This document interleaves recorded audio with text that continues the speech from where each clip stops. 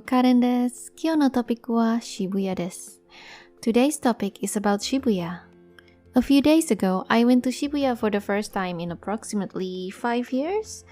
I'm not a big fan of crowded places, so I tend to avoid them whenever I can. As my family is currently visiting, however, I have no choice but to take them to the most chic place in Japan, at least for young people.I don't think the place needs any long introduction. Shibuya has been featured in so many travel guides, famous games like Persona, music video, and more recently, TikTokers. The place itself has become iconic to Japan. Shibuya is a ward located in Tokyo, Japan. It is known for its bustling streets, vibrant nightlife, and fashion scene. Naturally, it attracts both locals and tourists, and more recently,also influencers. The area itself has a rich history that spans back centuries. Shibuya was originally a rural area where farmers and their families lived. However, during the Edo period, roughly between 1600 to 1800, the area became a popular resting spot for travelers on their way to and from Edo, which is now Tokyo.Shibuya was situated along the Tokaido Road, which was the main thoroughfare between Edo and Kyoto. In the early 20th century, Shibuya began to develop into a commercial and entertainment hub. The area became home to department stores, movie theaters, and cafes, and it attracted young people who were interested in fashion and nightlife.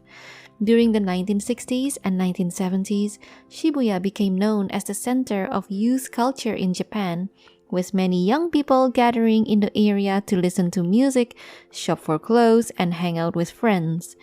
Nowadays, all kinds of people flock to the area, although the majority of them still look under 30. That's another reason why I avoid that area. Shibuya, when translated into English, roughly means harsh valley, and harsh it was. Historically, as suggested by the name,Shibuya is actually situated in a valley, so during heavy downpour, Shibuya used to get damaged by flood easily.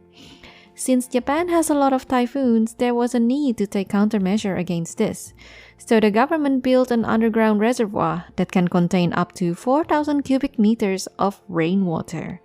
This mega storage tank began operating recently in 2020.Today, Shibuya is one of the busiest and most popular area of Tokyo. It is home to the famous Shibuya Crossing, which is one of the busiest intersections in the world. Known as the Shibuya Scramble Crossing, roughly over 2 million people cross this intersection every day. The crossing has been featured in many movies, TV shows, and advertisements, making it an iconic symbol of Tokyo and Japan.It has become a popular tourist attraction, with visitors coming to witness the organized chaos of the crossing and to experience the energy of Shibuya. It was nice to see that Shibuya hasn't lost its charm despite the pandemic and everything else that has been going on. When I was there a few days ago, I felt like the crowds had only become larger. Maybe added to the fact that I've been living in a very quiet countryside, so the contrast was very dizzying.If you want to watch the iconic crossing from a safe distance, Shibuya Scramble Square will be your best choice. It has 47 floors, and on the rooftop about 230 meters above the ground, there is Japan's largest rooftop space, Shibuya Sky, where you can see the Scramble Crossing from a safe distance. From the second basement floor to the 14th floor, there are shops, restaurants, and a pop art space.The place is the whole package. When it's sunny, you can also see Skytree and Mount Fuji. Apart from the famous crossing, Shibuya is also home to the statue of Hachiko, the famous Akita dog who continued to wait for his owner every single day without fail. Even after the owner died, Hachiko continued to wait in front of Shibuya Station.There are some speculations that Hachiko merely came back every day because the locals kept giving him yakitori and other delicious food, but I'd rather believe in the sentimental version because I have dogs myself, and I'd like to believe that they're loyal.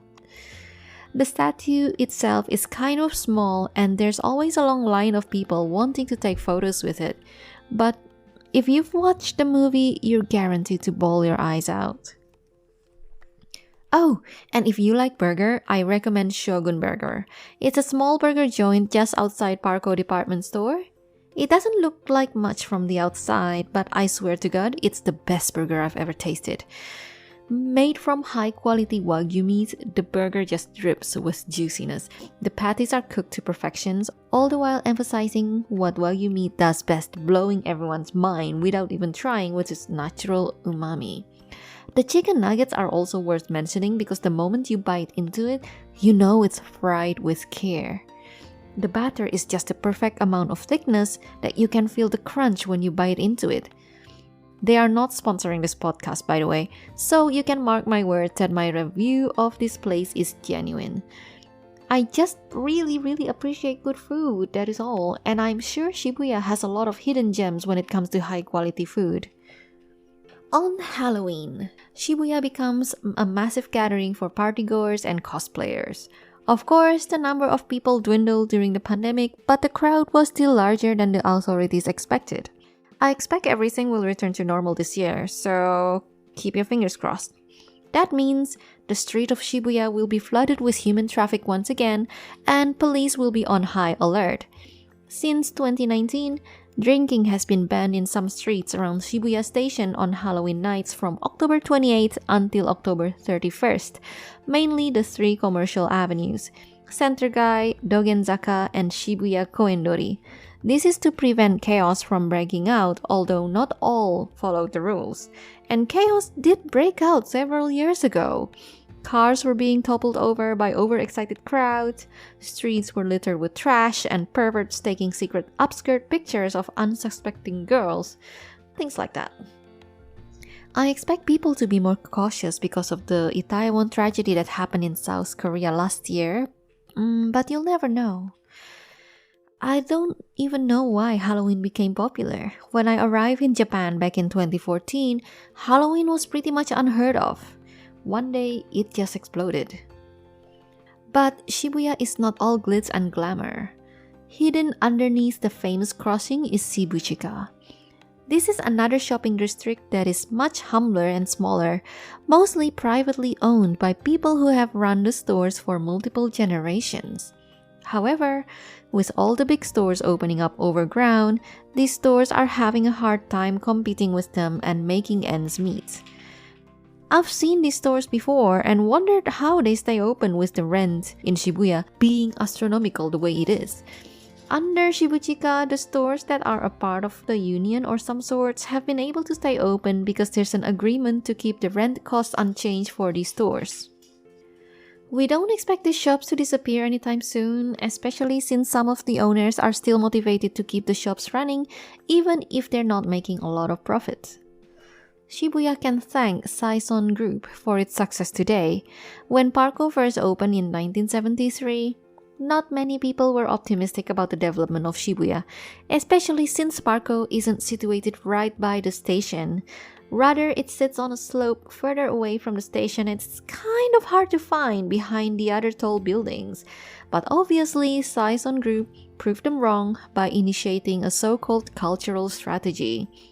With the expansion of the Saison Group from the 1980s to the early 1990s, Shibuya grew along with it as a city of youth culture and art.